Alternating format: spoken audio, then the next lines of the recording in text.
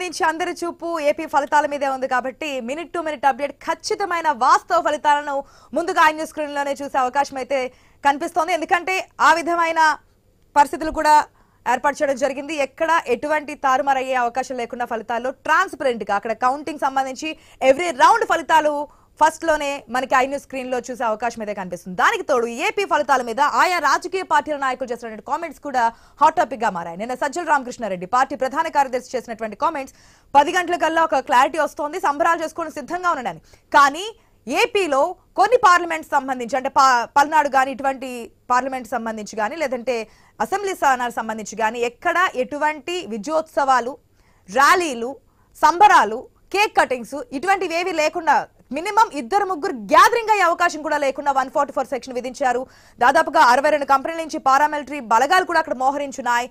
So ఎక్కడికక్కడ కఠినంగా action తీసుకుంటామని కూడా చెప్తూ ఉన్నారు. గతంలో జరిగినటువంటి పోలింగ్ టైంలో జరిగినటువంటి అల్లర్లు మరొకసారి జరగకుండా. ఇక తెలంగాణ విషయానికి వద్దాం. తెలంగాణలో కూడా 17 లోక్సభ స్థానాలకు సంబంధించి అంతే హాట్ గా మనకి ఎలక్షన్స్ జరిగాయి. పూర్తి అప్డేట్స్ అనేది మా ప్రతినిధి శ్రీకాంత్ ద్వారా తెలుసుకుందాం. శ్రీకాంత్, మరి కాసేపట్లో ఉత్కంఠకు తెరపడనుంది. 8 గంటలకు కౌంటింగ్ ప్రారంభమవుతుంది. ఇప్పటికే నిజామాబాద్ పార్లమెంటుకి సంబంధించి కౌంటింగ్ సిబ్బంది అంతా కౌంటింగ్ కేంద్రంలోకి వెళ్ళారు.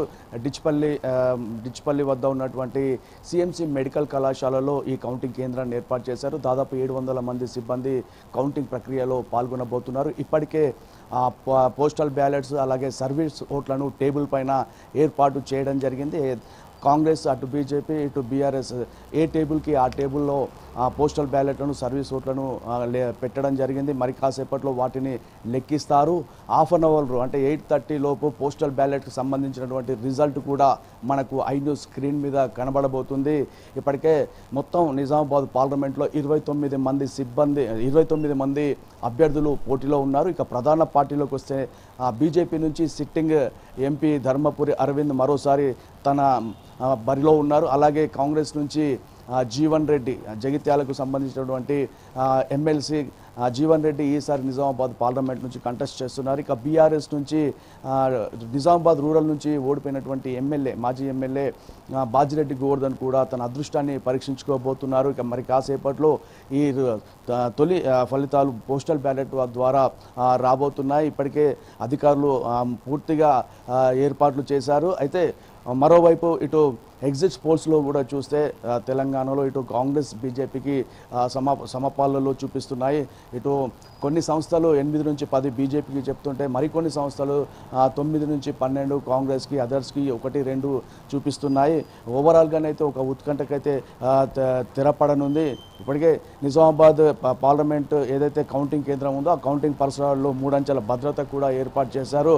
ఇప్పటికే ఏజెంట్లు కూడా ఎవరైతే పార్టీల అభ్యర్థులు ఉన్నారో ఆ అభ్యర్థులతో పాటు ఏజెంట్లు కూడా కౌంటింగ్ కేంద్రాలకు వెళ్ళడం జరిగింది. ఎక్కడ ఎలాంటి అవాంఛనీయ ఘటనలు జరగకుండా, కౌంటింగ్లో కూడా ఎలాంటి అవకతవకలు జరగకుండా పూర్తిగా సీసీ కెమెరాల నిఘాలో ఈ ఓట్ల లెక్కింపు అయితే జరుగుతుంది.